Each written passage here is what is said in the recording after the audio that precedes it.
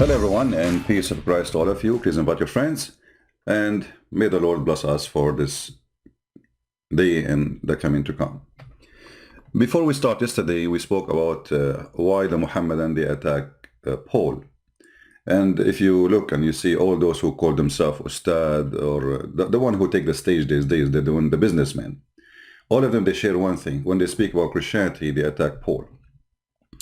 But if we go and we will see Muhammad, he was a thief who copied a lot of things from Paul. In the same time, how come those Ustad, they knew about Paul, he was a bad person as they claim, but yet their prophet never said one word against Paul? Is that because Muhammad was ignorant and they are the educated? Is that because they are smart and Muhammad was stupid?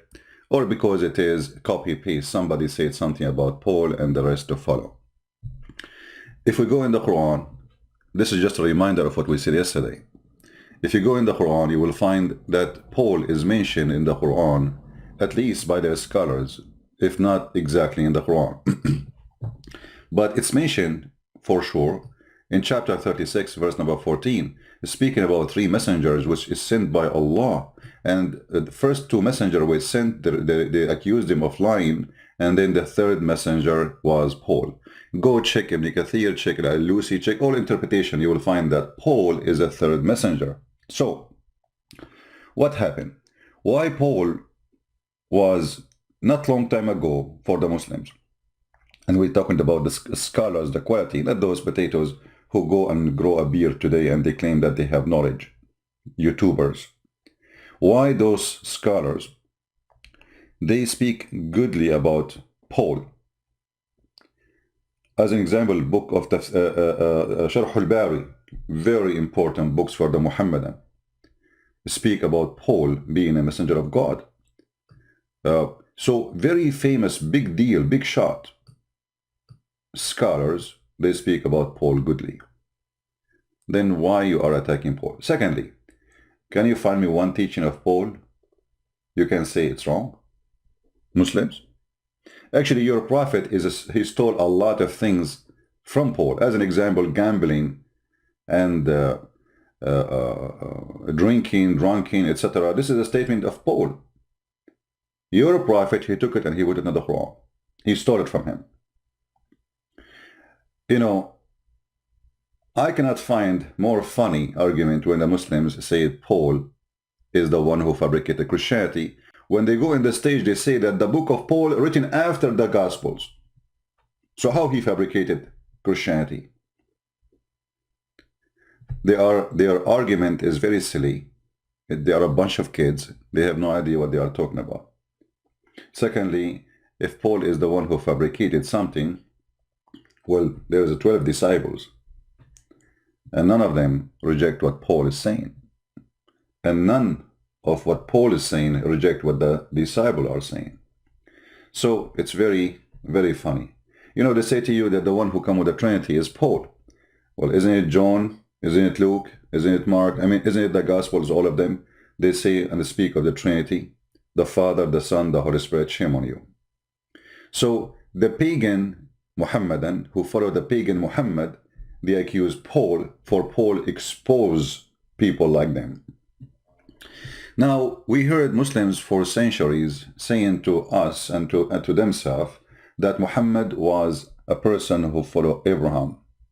You know, the Messiah said, if you are to the Jews, to the real people, the Jews who they are really from Abraham, not like those, you know, Muhammad had nothing to do with Abraham. The Muslim, they claim, I made a video about it, you can go and watch it. Muhammad, he claimed that he is from the children of Ishmael, but we prove it clearly that this is cannot be true. You know, Ishmael, he married from Egyptian women, so, and he is a son of Egyptian women. So how his sons are Arab? Hilarious, isn't it? Anyway, so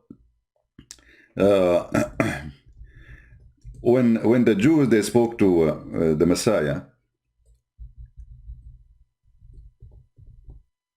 he said to them, if Abraham is your father, you do the work of your father. but they don't do the work of his father, of their father.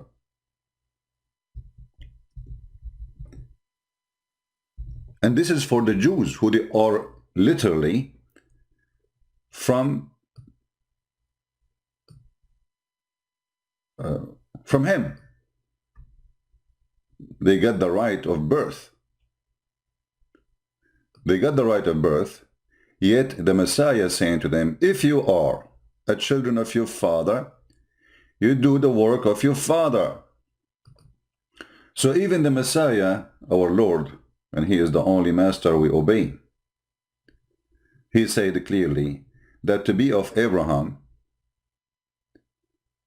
you do what Abraham do.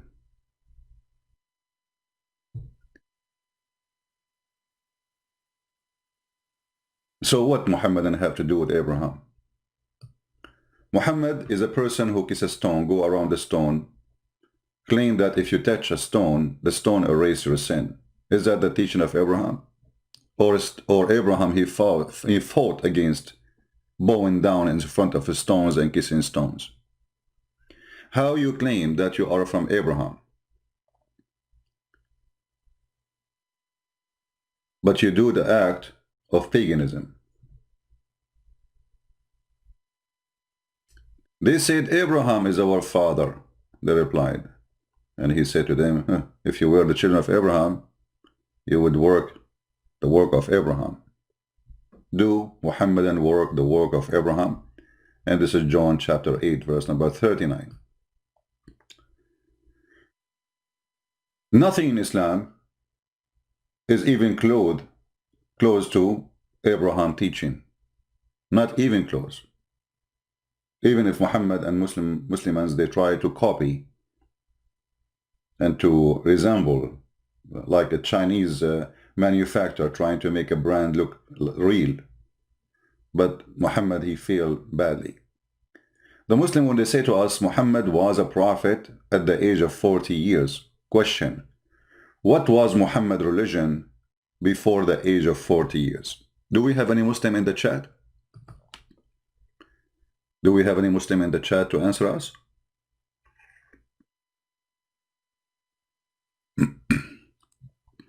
I apologize for those who say hello and shalom. I saw from Indonesia, Philippines, etc. God bless you. I apologize not answering. I prefer to focus on my topic. Any Muslim can tell us what Muhammad's religion was before he became a prophet at the age of 40? Okay. Well, he was a pagan. And guess what? The Muslim, they say, it doesn't say that, CP. This is Quran. This is a weak hadith, CP. This is Quran.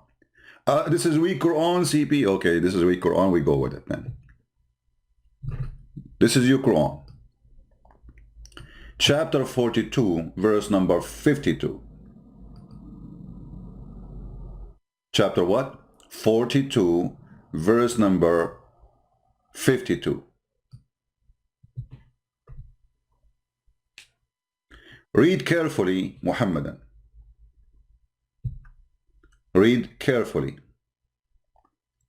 And thus have we, by our command, sent inspiration to thee. By the way, the translation here is false. It doesn't say by our command, send inspiration to, this is by our command, but it says we send our spirit to thee, not inspiration to thee. To make the translation accurate, we inspire to you our spirit by our commands.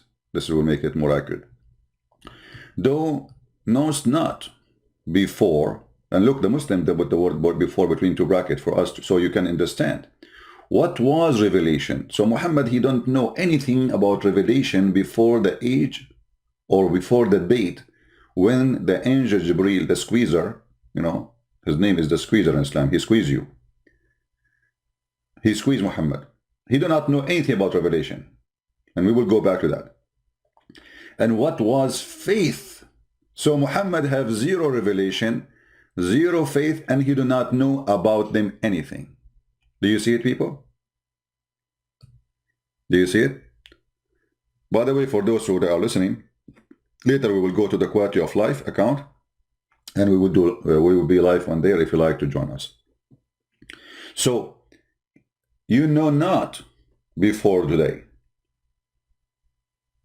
What is revelation? A person who know the teaching of Abraham, he knew revelation. Correct? He knew to worship one God, his name is Yahweh, etc. So what Muhammad was worshipping? Muhammad even never mentioned the word Yahweh. He don't even know what it is. So you do not know anything about revelation. You see, if a person spoke to me, he's not saying to him before today, you did not receive revelation. He say, you know not. So we send you revelation, but before that day, you know not anything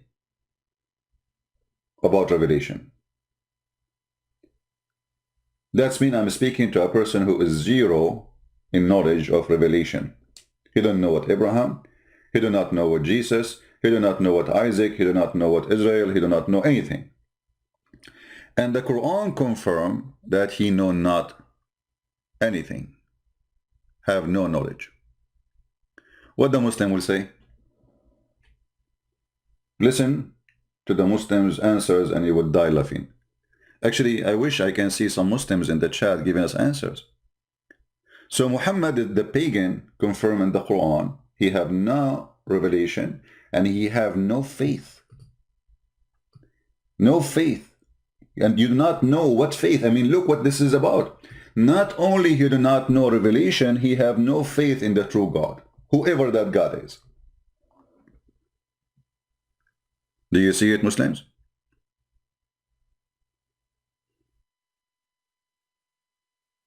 Please don't use words unless we have to. Like, you know, some people using the word donkey, etc. We use it to quote the Quran, to say something useful. You know, try to be nicer, my friend. Okay? Say it when there is a need for it.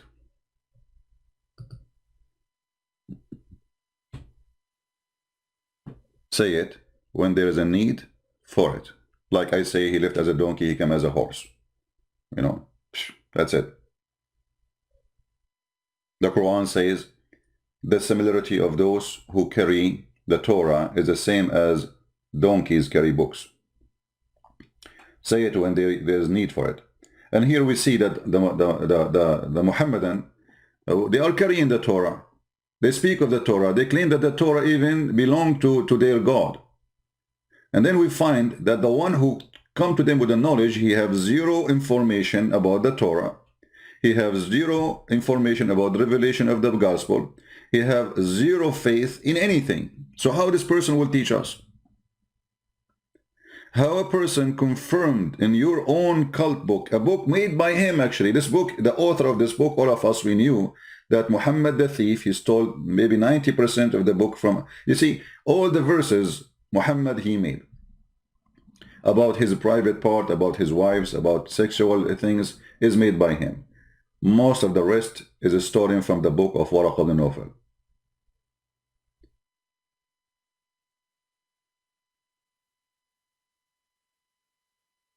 The booty, you know, things about like things happen in the moment, supposedly.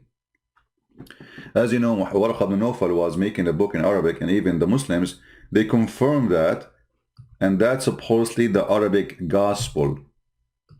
The fact this is the fabricated gospel, which is called the Quran. If you go in the hadith, you will find this is confirmed.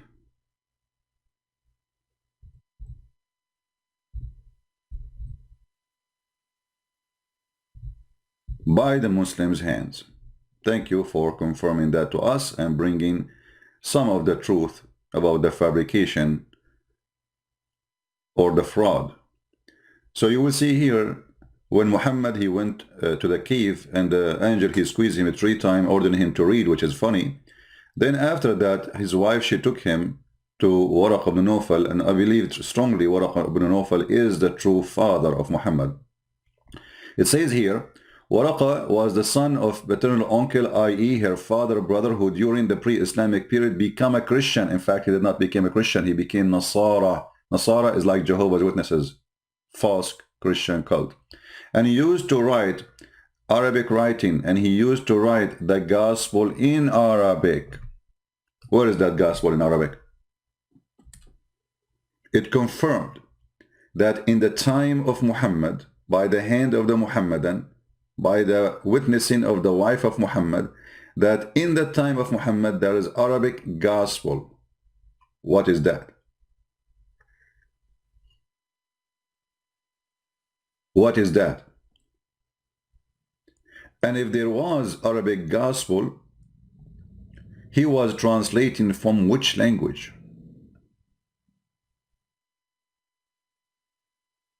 The Quran describes the gospel as Injil. That's mean Muhammad, he never saw any book except Greek book. Otherwise, why Allah, if Aka Muhammad, he is using the word Injil to describe the gospel? Chapter 3 verse 3, chapter 3 verse 48, chapter 3 verse number 65, 546, 547, 566, 568. I mean, tons of verses in the Quran saying and using the word Injil. And the funny, the Muhammadan, they say that Jesus was sent to the Hebrew, to the Israelites, yet his book is Injil. Don't you think he got the wrong name? I mean, I write a book for the Hebrew and I use a Greek word. I write a book for the Indonesian and I use Japanese. I mean, hilarious religion. So Muhammad, obviously, he know not what is revelation, and he is just a person who copy what he hear from people or before him. So they say Injil, he say Injil.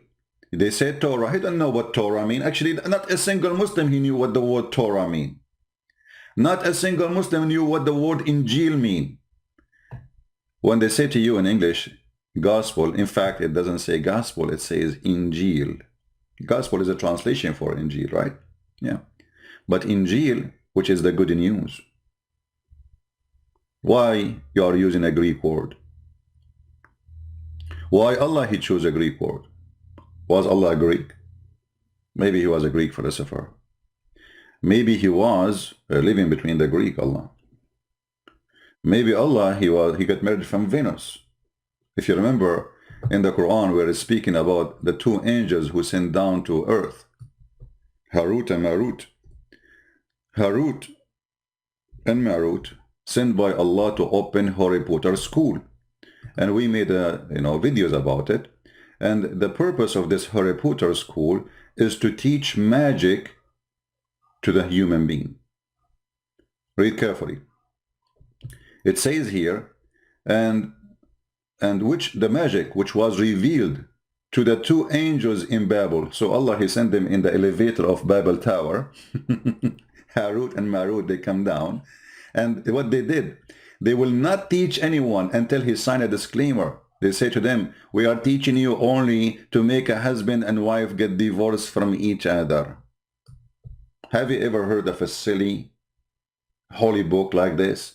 God, he sent teachers, and they are angels, to open a school of Harry Potter to teach magic, and the purpose, the noble purpose of this magic, to make the husband and the wife fight. So if your wife, she hit you with her shoe, that's because of Harut and Marut and Allah teaching. If you are fighting with your wife as we speak, that's because Allah, he opened the school of Harry Potter in the Babylon.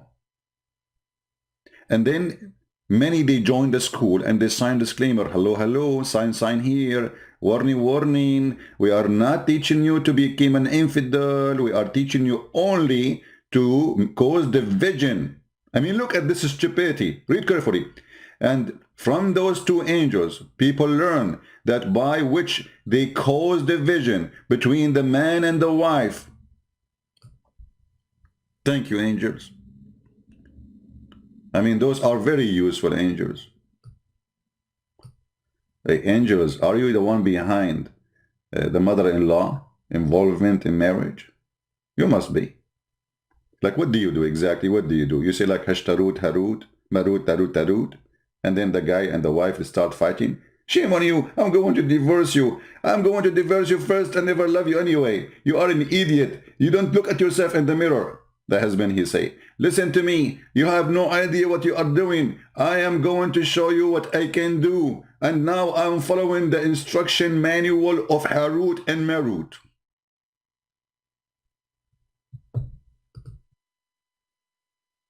Right? That is the stupidity of Islam. Amazing stupidity and garbage in, garbage out. A Muslim, he say to me, prove to me prophecy in Matthew chapter 2, verse number 23, and I will convert to Christianity. My friend, I find it hilarious that you Muslims saying to me, prove to me a prophecy.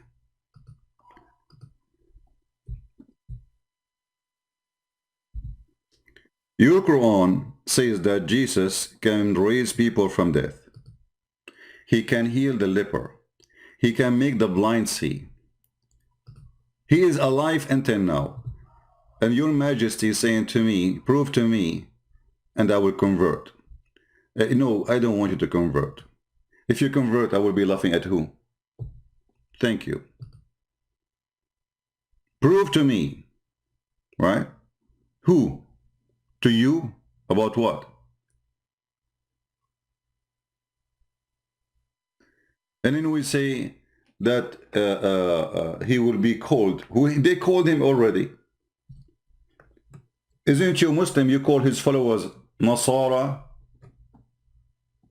Why the name Nasara? Where the Nasara coming from? Either because he is from Nazareth, right? The Nazareth, and the word which is coming from the word poor. This is a poor city. So you are an ignorant. You do not know your religion. You are the same as Muhammad. Prove to me that Jesus is Nazareth and he is prophesy he will be from the Nasara.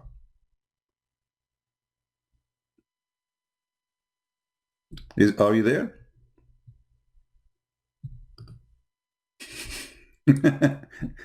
Anyway, guys.